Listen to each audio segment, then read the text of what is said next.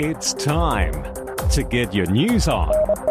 This broadcast is in text, audio and video and is accessed on wia.org.au. Yes, and away we go with the news. It's for week commencing November 24, 2024. This week, WIA Amateur Radio Magazine's Roger Harrison, VK2WIA, WIA Board Report, presented by Chris Dimitrioff, VK3FY. The AWL Teachers Institute on Wireless Technology is coming together Saturday, November 30, with a live YouTube fundraiser telethon. Now that's something different, a telethon. However, wait, there is more, much more, in this edition of news from your Wireless Institute of Australia. I'm Editor Graham, VK4BB. This news originates from the Wireless Institute of Australia, born to lead since 1910. This is Chris Dimitrievich, VK3FY, with this week's WIA Board Report for VK1WIA Weekly News. The board of the WIA had a full briefing by Peter Young, VK3MV, our delegate who attended and represented the Wireless Institute of Australia for the week at the IRAU Region 3 meeting held in Thailand. Peter advised that principles were established for band planning and that the proposal by the IRAU Region 3 HF Band Plan Committee for the 40-metre band will be sent to a committee before being presented to the other two regions' meetings over the next 3 years. Those elected at the meeting in Thailand for the ARAU Region 3 administration for the next 3 years are as follows. President, Vishnu Widayaya, Yankee Bravo 0, Alpha Zulu. Vice President, Moad Aris Burnawi, 9 Mike 2 India Radio. Secretary, Treasurer, Ken Yamamoto, Japan Alpha 1 Charlie Juliet Papa, and ordinary members Taro Asao, JA1 Bravo Japan India, Jakari Hantongkom, Hotel Sugar 1 Fox Victor Lima, Dr. Sung Ki Lee, Hotel Lima 1 India Whiskey Delta, Oscar Reyes, Victor Kilo 3 Tango X-Ray, and Johnny Sue, Victor Radio 2 X-Ray Mike Charlie. This has been WA Director Chris Dimitrievich, VK3FY, for VK1 WIA Weekly News. Thanks, Chris. And further to that, the AWRL, in their November 14 AWRL letter, say that, and I quote, the conference dealt with a number of routine matters. Notably, the conference harmonised the CW portion of the 40-metre band plan with other regions by making 7 to 7040 kHz CW only. 7 to 7040 kHz CW only. This is Editor-in-Chief of Amateur Radio Magazine, Roger Harrison, VK2ZRH. You've heard me say something like this before, so here it comes. Issue number 6 of AR Magazine rolled off the press at Bairnsdale last Wednesday, on time and under budget. Next week, the magazine will be leaping into letterboxes, post office boxes and local newsagents across the country. A few even go overseas. As promised in the last issue, this time we have two 50-year anniversaries to commemorate. First up is the amateur satellite AO7, which is the oldest man-made satellite still working. It was launched on the 15th of November 1974. It is older, I repeat, older, than the two Voyager spacecraft, both of whom were launched in 1977. The crux of the AO7 story is that the satellite was conceived, developed and constructed in home workshops and basements by radio hams across Australia, Canada, Germany and America. AO7 carried a range of radio science and space engineering innovations that were later adopted widely by other spacecraft built by aerospace companies and organisations. AO7, 50 years and still doing its thing. Don't miss our feature, written by those involved. Rick Matthews, VK5BGN, with Jan King, VK4GEY, W3GEY. The second 50th anniversary feature this issue is about Cyclone Tracy that devastated Darwin at Christmas in 1974. In a series of 5 articles over 16 pages, our writers detail the role amateur radio played in the immediate recovery following the cyclone's passing, along with experiences riding it out and of the aftermath. The Cyclone Tracy feature is vividly illustrated from the front cover to throughout the articles, including scenes of violent destruction. Reader discretion is advised. On technical matters, Lou DiStefano, VK1WIA, describes a smart Arduino-controlled RF signal generator, while Jim Sosnan, VK3JST, has an update on his track-and-hold VFO for older rigs. And to comfort our cabal of contesters, we have the annual lift-out, the 2025 contest calendar, printed in the magazine's middle pages.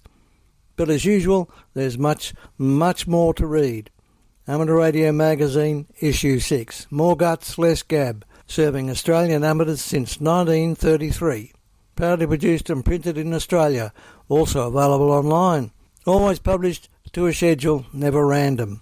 I'm Roger Harrison, VK2ZRH, for VK1WIA News. On the education front, I mentioned the AWL Teachers Institute. Well, they are growing, and next year a number of social media stars are coming together to help the telethon happen. On Saturday, November 30, a live fundraiser telethon is set to take place on the Ham Radio Crash Course YouTube channel.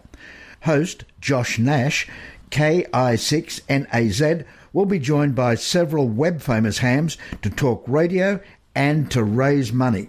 The proceeds benefit the AWRL Education and Technology Fund, which it pays for the Teachers Institute. Now to Australiana, and Defence has confirmed it will use the Optus X satellite launched by SpaceX last Monday morning, Australian time. The satellite is an important element of Defence's assured access to space-enabled communications, an Australian Defence spokesperson said in a statement to IT News. An Optus spokesman said it had procured a spacecraft on behalf of another organisation. We respect the privacy of our customers and do not provide comment on these matters. Defence has been using Optus satellite services since 2003 and elected back in 2022 to extend its arrangement with the telco through to 2034. As IT News reported at the time, the Optus satellite that Defence has been using, C1, was set to reach its end of life in 2027. It's understood that the Optus X satellite launch relates to the 2022 agreement and will enable services to continue through to 2034. From here, there and everywhere, you've tuned to the Wireless Institute of Australia's national news service. We are VK1WIA. Now with international news, Jason, VK2LAW. Hello. Leading this week's international news from New Zealand. As reported earlier, NZART had been contacted by a member of the French amateur radio community about participating in an event recognising the end of World War II. While NZART Council acknowledges public opinion about this event, they wish to make it very clear that NZART as an association and community does not support war in any form. In their monthly news broadcast, it was said NZART will not take part in the organisation of this event. However, Council acknowledges it to be a way to recognise the end of the war and serve as a form of remembrance. Therefore, they have approved the issue of the special event call sign Zulu Lima 80 Mike Alpha Yankee for a 3-month period. Their item concluded with NZART remains neutral regarding participation extending beyond nations, part of the Allied forces. To news from Japan, Yaesu has added 3 new mobile VHF-UHF transceivers to its website, yaesu.com. All 3 focus on Yaesu's Super DX feature, which is designed to improve weak signal reception. While that feature isn't new, Yaesu has added an audio digital signal processing unit, ADS, that also activates when engaging Super DX. ADS is designed to further improve weak signals. All three models include ADS as part of the improved Super DX feature. Product highlights include FT3185 RASP, 85-watt 144 MHz FM mobile transceiver, FT3165 RASP, 65-watt 144 MHz FM mobile transceiver which includes a front speaker, FTM150 RASP, a 55-50-watt 144 430 MHz FM dual-band mobile transceiver with a detachable front panel. To Ireland, growth in new membership. IRTS membership is on the rise with the addition of 47 new members.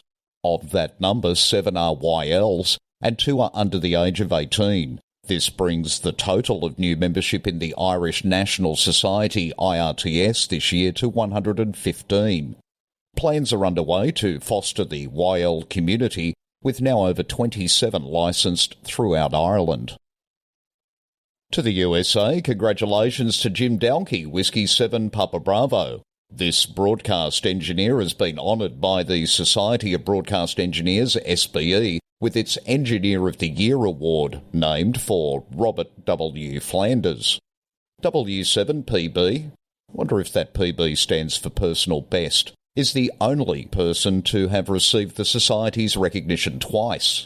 He first received the award in 2014. The honour is presented to an SBE member whose career is marked by excellence and who advances the mission of the SBE. Having spent a lifetime at various broadcast radio and TV stations, Jim continues to be active in the radio industry at age 85. His professional involvement includes assisting the operations of 3 AM stations in the Seattle area, and over the years his contributions and innovations have included creation of a digital weather display that helps TV weathercasters better show the National Weather Service radar on the air, a feature that was later purchased by some major market TV stations. Jim remains a fervent believer in the value and future of AM broadcast radio, particularly to deliver alerts in times of emergencies. Emergency response is something he knows well. A ham since the age of 14, Jim is active in the Washington State Emergency Management Division. Still in the US Congressional Commission has approved a Manhattan Project-style initiative to fund the development of AI systems that will be as smart or smarter than humans amid intensifying competition with China over advanced technologies. The bipartisan US-China Economic and Security Review Commission stressed that public-private partnerships are key in advancing artificial general intelligence, but did not give any specific investment strategies as it released its annual report. The Manhattan Project was a large-scale collaboration between the US government and the private sector during World War II that produced the first atomic bombs. We've seen throughout history that countries that are first to exploit periods of rapid technological change can often cause shifts in the global balance of power. Jacob Hellberg, a USCC commissioner and senior advisor to software companies Palantir's CEO, told Reuters, "China is racing towards AGI. It's critical that we take them extremely seriously," Hellberg added. For VK1WIA National News, in Sydney, I'm Jason, VK2LAW. We are VK1WIA. Now, operational news with VK4FUQ. Felix. Hello there. Now, Contest-wise 2024. VHF UHF Field Day on now.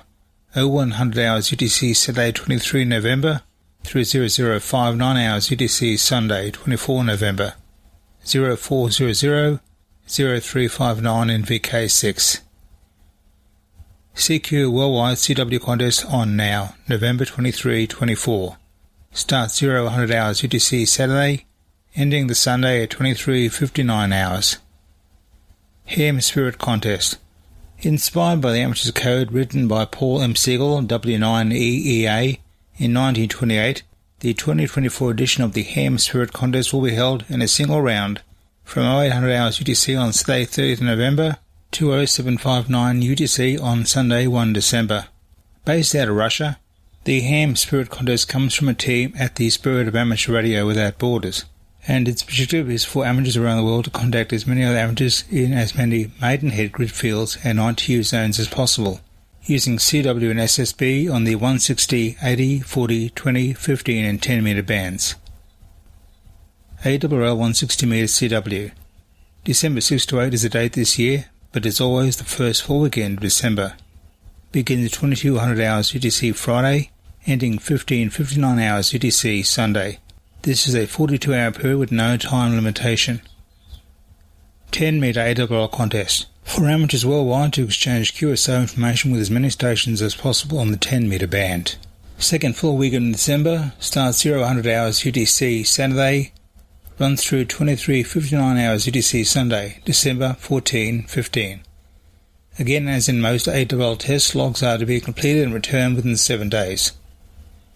YOTA contest.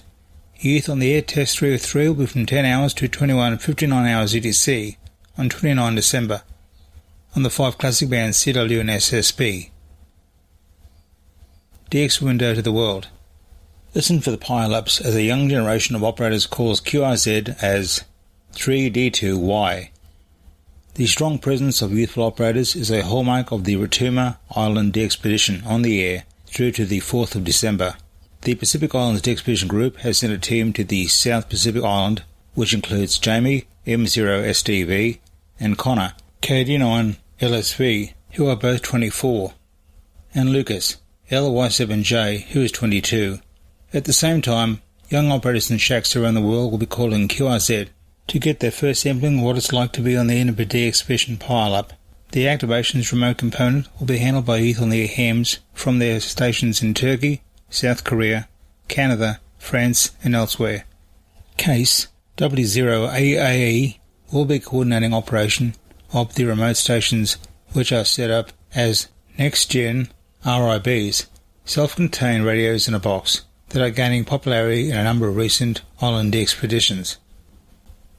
The Radio Club des Ardennes, ON4RCA, will be on the air as Oscar Oscar 8, 0, Bravo Bravo, now through to the 15th of December, commemorating the 80th anniversary of the Battle of the Bulge during World War II. QSLs can only be requested via Club Logs OQRS until the 31st of January 2025. Special call sign HB50VC is active until the 31st of December, celebrating the 50th anniversary of the Swiss Air Amateur Radio Club HB9VC. You can also download a certificate for working the special event station from the link we like in the text editions of WIA National News. The 9L5A team, who are members of the EP6 KOP Club, are active from Sierra Leone until the 8th of December on the 160 to 6 metre bands, QSL by F5, GSJ, Logbook of the World, or Club Log OQRS. In the World DX, be listening for members of the Zurich City Police Radio Amateur Club, who throughout the year have been operating as HB20SP, as the club marks its 20th anniversary. Unfortunately no Bureau QSLs, but you can use Logbook of the World, and HB20SP runs until the end of next month, that is December 31. For VK1WIA National News, I'm Felix, VK4FUQ Inningham. From here, there and everywhere, you've tuned to the Wireless Institute of Australia's National News Service. We are VK1WIA. Now, Special Interest Group News with Cole, VK3GTV. Hello, first up we'll check out worldwide Special Interest Group News, Parks on the Air and other adventure groups. The ZL New Zealand Parks on the Air Awards program currently has 5 official events each year, but the main purpose of these events is to get out in parks and to have fun. Imagine life on the road and life on the air, rolled into one great combination. One group of hams in the UK is doing just that. The Facebook group started as a bit of fun among friends, but the UK Motorhome and Amateur Radio group has grown into a community that organiser Linda Mary Maud, G0YLM, describes as the perfect combination of 2 hobbies. She believes that amateur radio allows people to travel in one fashion, and a van or motorhome simply allows travel in another fashion. The group began a little more than a year ago as a bit of fun between radio friends, but has taken off in popularity since then. The advantages include being away from the electrical noises encountered at home and, of course, the chance to meet other hams in person at last. In fact, she said, there are even a few boat owners and campers using tents who've joined the parade of camper vans, caravans and motorhomes. Linda, G0YLM, would love to see the group become an international one and said, if you enjoy radio and enjoy travelling, that's all we ask. Worldwide Special Interest Group News, AM H-Night Contest. This year's ZL H-Night Contest will be on Sunday, December the 8th. The contest marks ZL Amateur's return to air after World War II, which was on the 8th of December 1945. It's also the New Zealand anniversary of the 1941 Pearl Harbor attack and commemorates all the amateurs who served and especially those who gave their lives for our freedom during World War II. There are 5 half-hour sessions starting at 7:30 p.m. New Zealand Daylight Time, concluding at 10 p.m. All stations are to use AM mode on 80 metres. Points are awarded depending on the equipment used by the station you contact. There's also a shortwave listener section, with points awarded according to the type of receiver used. The contest was reactivated a few years ago by Rob, ZL2IW, who was the coordinator. Rob will use the special call sign ZL6H for the evening, and extra points will be awarded for contacts with ZL6H and for vintage valve stations. The rules are to be found on the NZART website under Contests. Worldwide Special Interest Groups Digital. It's with sadness that we noted the passing of Thomas E. Kurtz on November the 12th. He was the co-inventor of the BASIC programming language back in the 1960s. Though his creation may not receive the attention in 2024 that it would have done in 1984, the legacy of his work lives on in the generation of technologists who gained their first taste of computer programming through it. Origins of BASIC lie in the Dartmouth time-sharing system, like similar time-sharing operating systems of the day, designed to allow the resources of a single computer to be shared across many terminals. In this case, the computer was the Dartmouth College, and BASIC was designed to be a language with which software could be written by average students who perhaps didn't have a computing background. In the decade that followed, it proved ideal for the new microcomputers, and few were the home computers of the era which didn't boot into some form of BASIC interpreter. Kurtz continued his work as a distinguished academic and educator until his retirement in 1993. But throughout he remained as the guiding hand of the language. Should you ask a computer scientist their views on BASIC, you'll undoubtedly hear about its shortcomings, and no doubt mention will be made of the go-to statement and how it made larger projects very difficult to write. This is all true, but at the same time it misses the point of it being a readily understandable language for first-time users of machines with very little in the way of resources. It was the perfect programming start for a 1970s or 1980s beginner, and once its limitations had been reached, it provided the impetus for a move to higher things. Worldwide Special Interest Groups Final Frontier. AMSAT-SM, the Swedish group of AMSAT, are reporting the recently launched ASRTU-1 CubeSats FM transponder is active. Satellite ASRTU-1 recently deployed to space with an FM transponder, SSDV cameras and a telemetry system. Initial images and telemetry have been received by ground stations and the FM transponder continues to be active. The FM transponder's uplink of 145.850 MHz, 67 Hz CTCSS, and a downlink of 435.400 MHz. After the repeater detects the end of uplink, it will wait for half a second. If no new uplink in half a second, telemetry will be sent. So make fast QSOs, as the telemetry is less like to interrupt you.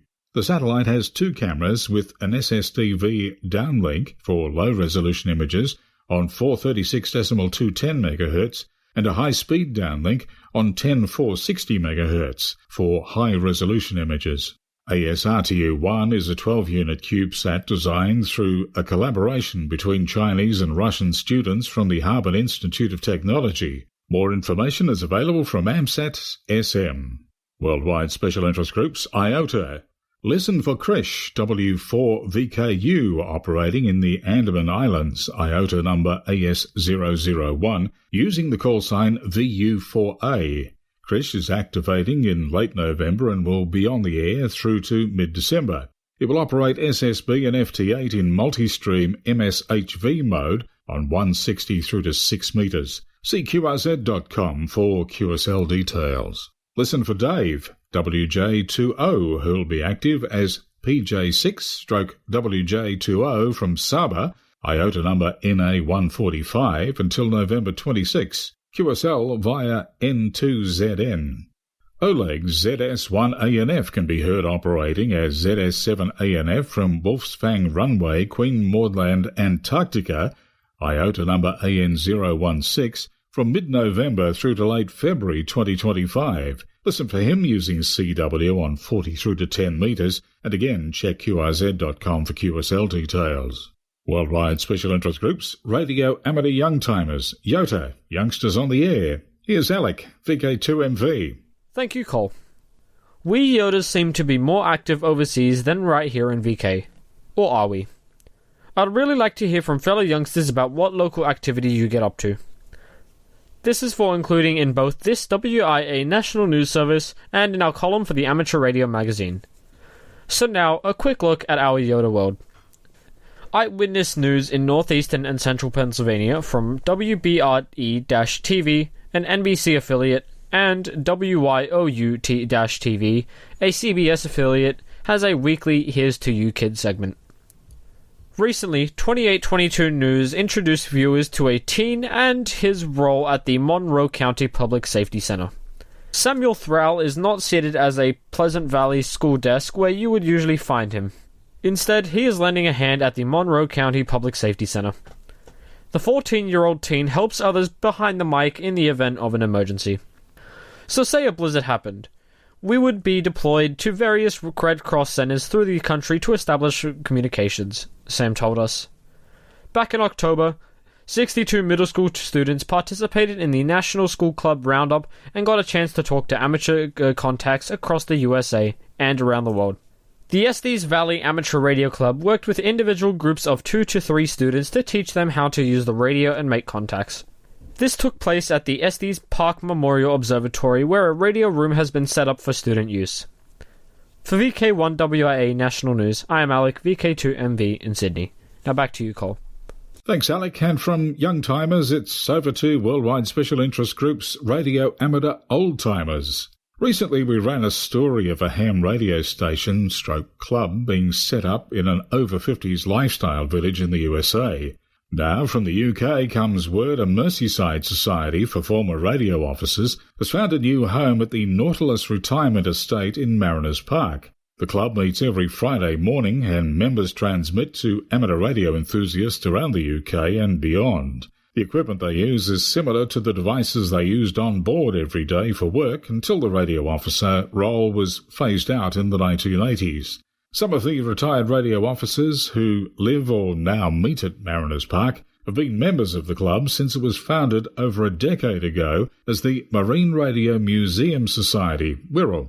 The call sign at that time was GB2PLY, and the society transmitted from the historic warship HMS Plymouth.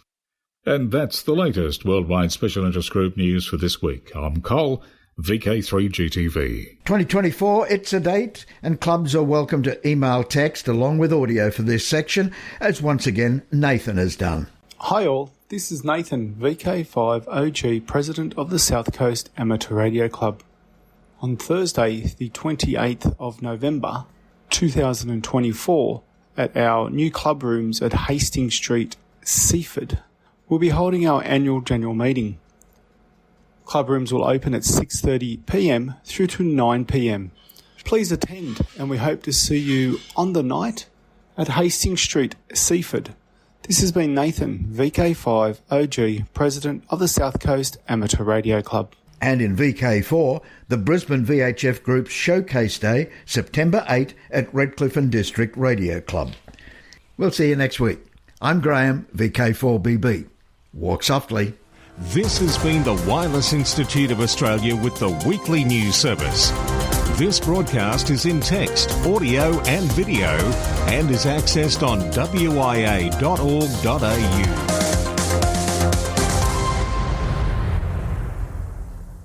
Courtesy of Bevan, VK1WIA's ATV and YouTube channel, this has been WIA National News.